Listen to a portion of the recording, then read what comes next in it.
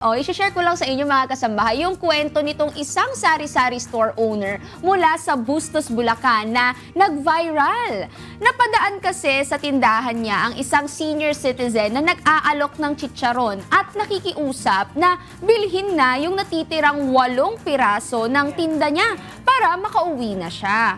Pumayag naman yung may-ari, pero pagkatapos niyang bilhin yung chicharon, umamin yung matanda na gutom na siya. Nagkataon naman na hindi pa nakakapagluto ng ulam yung may-ari, kaya naghain na lang muna siya ng pansit canton at tubig.